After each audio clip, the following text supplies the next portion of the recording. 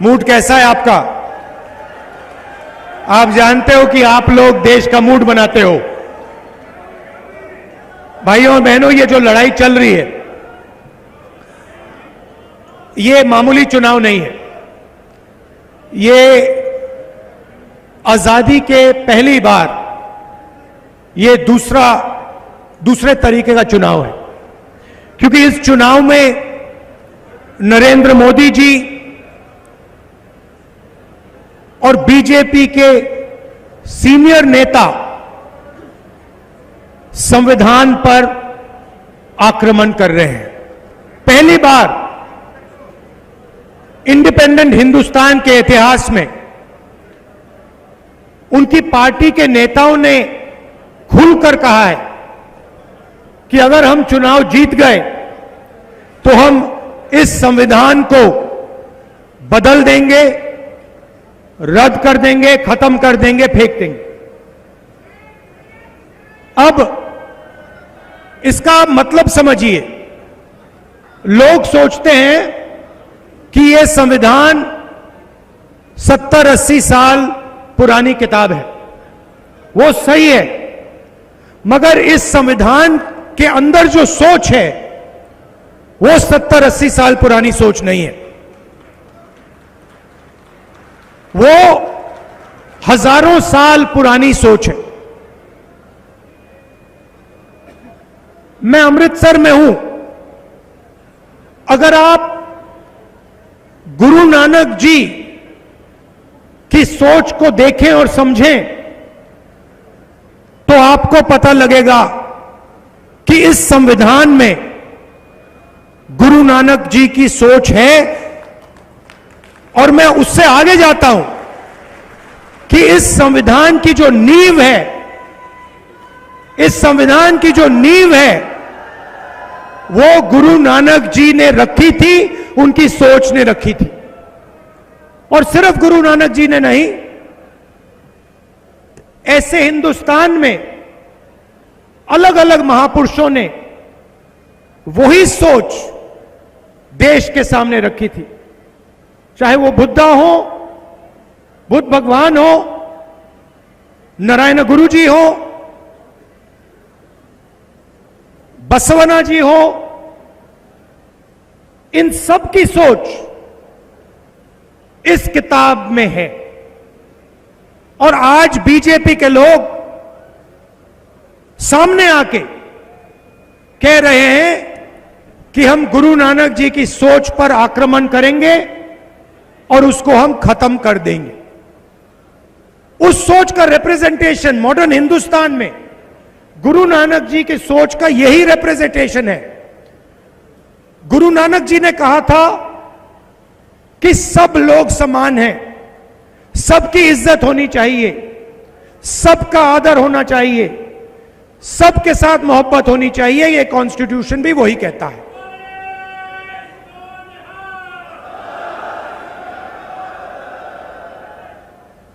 तो चुनाव दो विचारधाराओं के बीच में है। एक तरफ नरेंद्र मोदी जी और बीजेपी के लोग जो इसको खत्म करना चाहते हैं, और दूसरी तरफ कांग्रेस पार्टी जो संविधान की रक्षा कर रही है। कांग्रेस पार्टी देश की जनता के साथ, अंबेडकर जी के साथ ये कॉन्स्टिट्यूशन लाई थी। तो अगर बीजेपी इस पर आक्रमण कर रही है तो वो अंबेडकर जी की सोच पर भी आक्रमण कर रही है।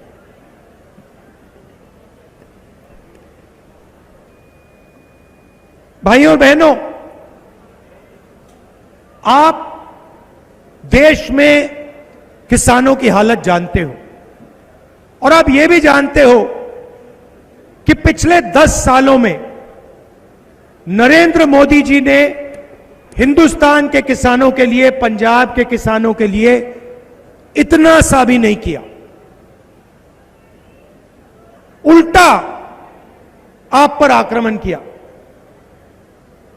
3 काले कानून लाए, और जब पंजाब के किसान, हरियाणा के किसान महाराष्ट्र के किसान, मध्य प्रदेश के किसान सड़क पर उतरे तो नरेंद्र मोदी जी ने उनको आतंकवादी कहा।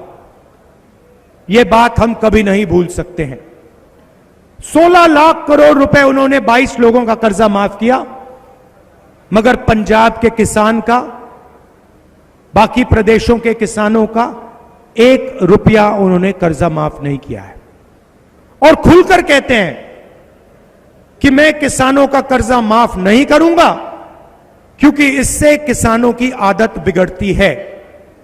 मैं आपसे पूछना चाहता हूं, अदानी का कर्जा माफ होता है, 16 लाख करोड़ रुपए 22 लोगों का कर्जा माफ होता है, तो उनकी आदत नहीं बिगड़ती है, मगर पंजाब के किसान का कर्जा माफ होता है तो किसान की आदत बिगड़ती है। यह कैसी सोच है?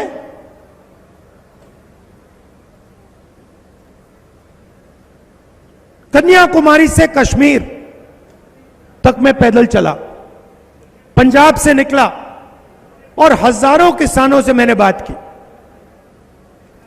और किसानों ने सिर्फ 3 चीजें मुझे बोली जो आपके दिल में थी।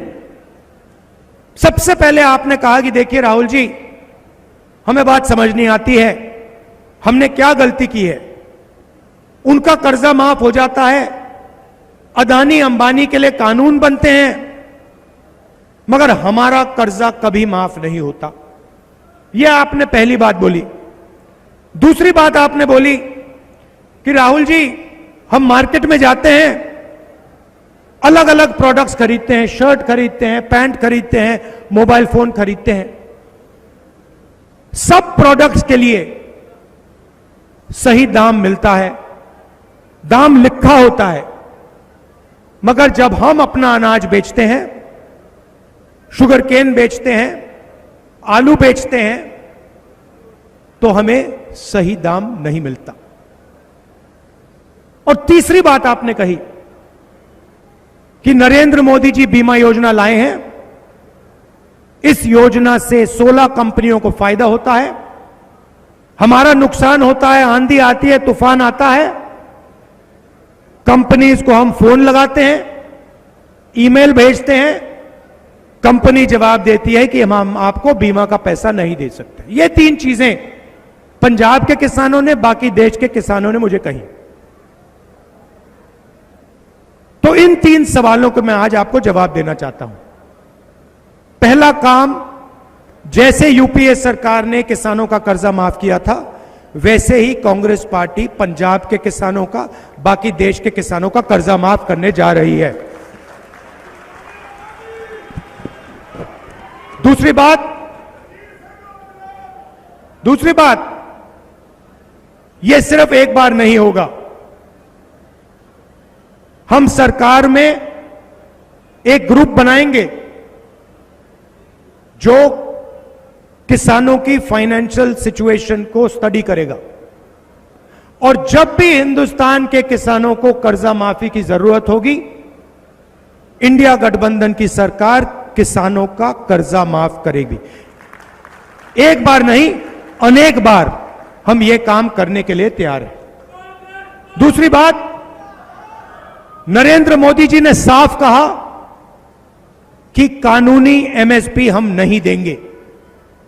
मैं यहां आपको साफ कह रहा हूं, इंडिया गठबंधन की सरकार पंजाब के किसानों को, हिंदुस्तान के किसानों को गारंटी करके कानूनी मिनिमम सपोर्ट प्राइस देने जा रही है।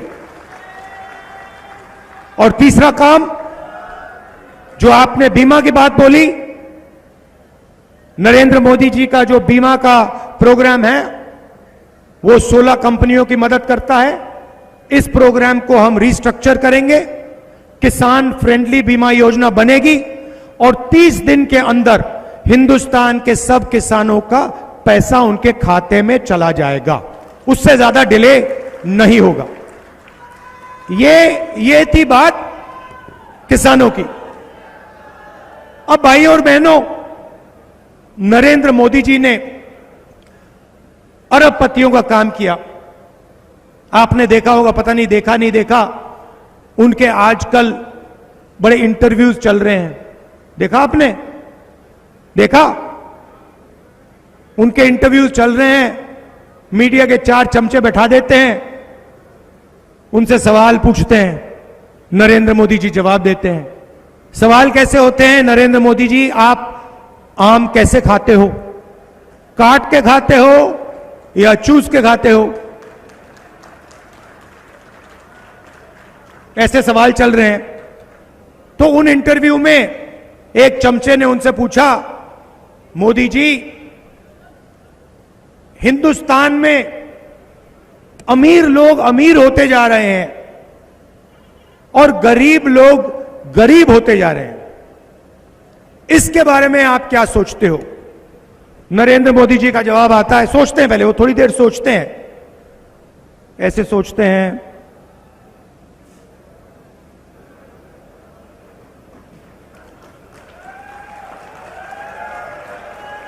फिर कहते हैं, क्या चाहते हो कि मैं सबको गरीब बना दूं? नहीं मोदी जी, हम चाहते हैं कि जो आप अमीरों के लिए करते हो, अरबपतियों के लिए करते हो, वो आप गरीबों के लिए करो। अच्छा, एक नई बात चली है, पता नहीं आपने सुना नहीं सुना, उन्हीं चमचों के साथ इंटरव्यू में एक चमची पूछती है, नरेंद्र मोदी जी, आप में इतनी ऊर्जा कहां से आती है, इतनी एनर्जी कहां से आती है? नरेंद्र मोदी जी का जवाब आता है, मैं बायोलॉजिकल नहीं हूं, बायोलॉजिकल नहीं हूं, पता नहीं चीजें कैसे होती हैं, परमात्मा ने मुझे भेजा है और मैं बायोलॉजिकल नहीं हूं, मैं परमात्मा का काम करता हूं, मुझे परमात्मा ने मिशन पे भेजा है। मतलब हिंदुस्तान के बड़े से बड़े महापुरुषों ने यह बात नहीं बोली, मगर नरेंद्र मोदी जी को लगता है कि परमात्मा ने उनको चुना है, सिर्फ उनको। हम सब बायोलॉजिकल हैं, हिंदुस्तान के किसान, मजदूर, प्रेस रिपोर्टर सब बायोलॉजिकल, मगर नरेंद्र मोदी बायोलॉजिकल नहीं, एक व्यक्ति को भेजा है, परमात्मा ने भेजा है। मैं सोच रहा था, नरेंद्र मोदी जी, ये फीलिंग आपको कब आती है? ये आपको 24 घंटे लगता है या सुबह ऐसा लगता है या शाम को लगता है? और ये जो आपको फीलिंग आई, ये नोटबंदी से पहले भी आई थी क्या? गलत जीएसटी लागू करने से पहले आई थी? ये मैं सवाल पूछ रहा हूं क्योंकि नरेंद्र मोदी के हाथ में परमाणु बम का स्विच है। खैर, बड़े इंटरव्यू चल रहे हैं, उसमें नरेंद्र मोदी जी टिप्पणी दे रहे हैं। शायद परमात्मा ने कहा है कि हिंदुस्तान के सारे इंफ्रास्ट्रक्चर को, एयरपोर्ट्स को, पोर्ट्स को अदानी को पकड़ा दो, मगर पिछले 10 साल उन्होंने यही किया है। तो अब हम उल्टा करने जा रहे हैं। उन्होंने 22 अरबपति बनाए, हम करोड़ों लाखपति बनाएंगे।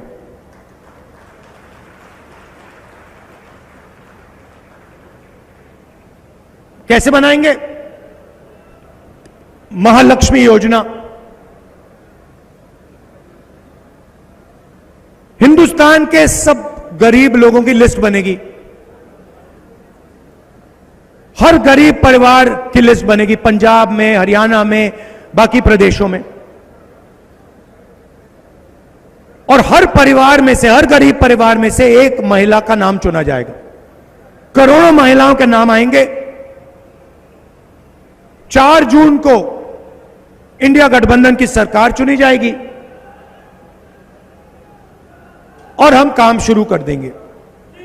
हर गरीब हर गरीब महिला के बैंक अकाउंट में 4 जुलाई को सुबह आप उठेंगी, 9 बजे आप अपना बैंक अकाउंट खोल के देखेंगी और उसमें इंडिया गठबंधन की सरकार ने 8,500 रुपए आपके लिए अंदर डाल दिए होंगे। जुलाई, अगस्त, सितंबर, अक्टूबर, नवंबर, दिसंबर चलता जाएगा। हर महीने खटाखट खटाखट खटाखट 8,500 रुपए अंदर। साल के 1 लाख रुपए हिंदुस्तान के हर गरीब परिवार के बैंक अकाउंट में जाएगा। यह क्रांतिकारी काम है। ऐसा काम किसी भी सरकार ने आज तक नहीं किया है। यह हम करने जा रहे हैं। आप सोचिए, सबसे गरीब परिवारों को साल का 1 लाख रुपया, महीने का 8,500 रुपया, इससे गरीबी पर बहुत जबरदस्त चोट लगेगी।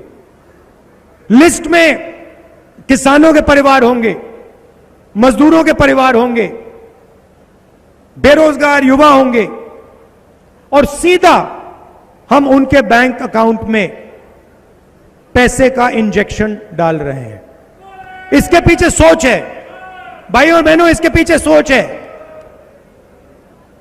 आइडिया क्या है मैं आपको बताता हूं।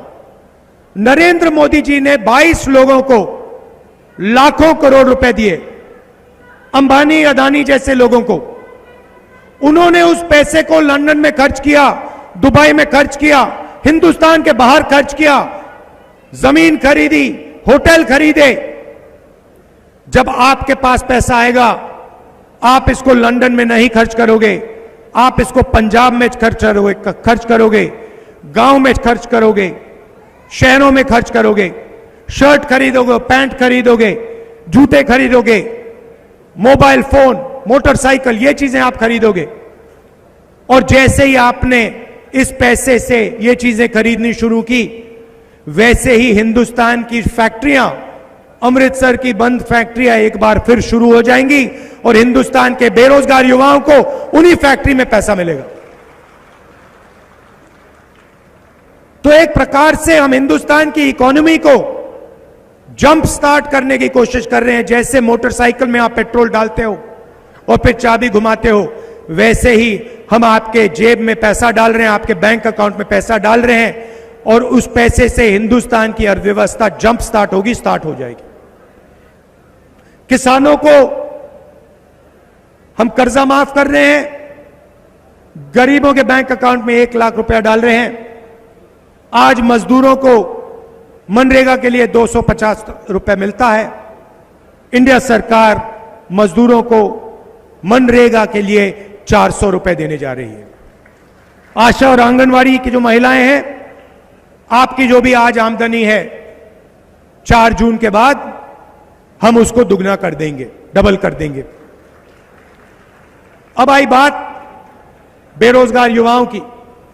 नरेंद्र मोदी जी ने हिंदुस्तान के युवाओं से कहा था 2 करोड़ युवाओं को मैं रोजगार दूंगा। प्राइवेटाइजेशन किया, सरकारी वैकेंसीज नहीं भरी, अमृतसर, पंजाब और पूरे हिंदुस्तान के स्मॉल और मीडियम बिजनेसेस को खत्म कर दिया, गलत जीएसटी लागू की, नोटबंदी कर दी और इसका नतीजा हिंदुस्तान देख रहा है। आज हिंदुस्तान के युवाओं को रोजगार मिल ही नहीं सकता। अंबानी और अदानी रोजगार नहीं दे पाते, दे नहीं सकते। रोजगार स्मॉल और मीडियम इंडस्ट्री देती है, छोटी छोटी फैक्ट्रियां देती हैं। रोजगार एग्रीकल्चर में दिया जा सकता है। तो हम पहला काम सरकारी नौकरियों को भरने का करने जा रहे हैं। 30 लाख सरकारी नौकरियां आज हिंदुस्तान में खाली हैं। हमारा पहला कदम उन नौकरियों को आपके हवाले करने का होगा। दूसरा काम और क्रांतिकारी काम, दूसरा काम और क्रांतिकारी काम, हिंदुस्तान के युवाओं को मैं कहना चाहता हूं, अरबपतियों के बेटे जॉब मार्केट में जाने से पहले 1 साल की टेम्पररी नौकरी करते हैं। उसमें उनको ट्रेनिंग मिलती है, पैसा मिलता है और जॉब मार्केट में अंदर जाने का मौका मिलता है। मगर ये फैसिलिटी गरीब युवाओं को नहीं मिलती, बेरोजगार युवाओं को नहीं मिलती। हमने पहले मनरेगा में रोजगार का अधिकार दिया था, उससे करोड़ों लोगों को फायदा हुआ। मगर जो हमारे ग्रेजुएट्स हैं, अंडर ग्रेजुएट्स, डिप्लोमा होल्डर्स, इस योजना से उनको फायदा नहीं हुआ। इसीलिए हम ग्रेजुएट्स को, डिप्लोमा होल्डर्स को, यूनिवर्सिटी कॉलेज ग्रेजुएट्स को एक नया अधिकार देने जा रहे हैं, पहली नौकरी पक्की का अधिकार। प्राइवेट सेक्टर में, पब्लिक सेक्टर में, बीएचईएल, एचएएल, सरकारी अस्पतालों में, सरकारी कॉलेजेस, यूनिवर्सिटीज में, सरकारी ऑफिसेज में आपको 1 साल की नौकरी का अधिकार मिलेगा। बेहतरीन ट्रेनिंग मिलेगी। हर महीने आपके बैंक अकाउंट में 8,500 रुपए जाएंगे, साल के आपको 1 लाख रुपए मिलेंगे। हिंदुस्तान के सारे बेरोजगार युवाओं को यह फैसिलिटी मिलेगी। इससे हिंदुस्तान को एक ट्रेन्ड वर्कफोर्स मिलेगी। बेरोजगार युवाओं के जेब में पैसा जाएगा, उनको एक्सपीरियंस मिलेगा और वही पैसा जो उनके जेब में जाएगा, जैसे महिलाओं का पैसा अर्थव्यवस्था को चालू करेगा, वैसे ही यह पैसा भी अर्थव्यवस्था को जंप स्टार्ट करेगा। तो यह हमारी सोच है। मेन चीज संविधान की रक्षा, गुरु नानक जी की सोच की रक्षा, भाईचारा, और जैसे मैंने भारत जोड़ो यात्रा में कहा था, नफरत के बाजार में मोहब्बत की दुकान खोलनी है, सबको एक साथ लाना है और एक साथ मिलकर प्रगति करनी है। ये आपके लिए मेरा मैसेज है। आखिरी बात कहना चाहता हूं, मैं यहां आया था अमृतसर, गोल्डन टेम्पल में मैंने सेवा की। उससे पहले भी गया था, मत्था टेकता था, मगर सेवा नहीं की थी। जब मैंने सेवा की तो बिल्कुल दूसरे तरीके से मुझे बात समझ आई, इतनी शांति मिली। और थोड़ा सा जो आपका ये धर्म है, सुंदर धर्म है, इसके बारे में थोड़ा सा मुझे समझ आया। तो मैं आपसे कहना चाहता हूं कि अमृतसर और गोल्डन टेम्पल को हमें एक ग्लोबल सेंटर बनाना चाहिए। धार्मिक सेंटर, पिलग्रिमेज सेंटर, और ये जो सोच है और जो शांति वहां मिलती है, इसको पूरी दुनिया में हम सबको मिलकर फैलाना चाहिए। और इस काम को मैं आपको कह रहा हूं कि इस काम को करने में जो भी मैं कर सकूंगा, जितनी भी मैं शक्ति डाल पाऊंगा, मैं डालने जा रहा हूं। आप सबका दिल से बहुत बहुत धन्यवाद। और जो गुरु नानक जी ने, गुरु गोविंद सिंह जी ने रास्ता हमें दिखाया है, उस रास्ते पे हम सबको मिलकर आगे बढ़ना चाहिए।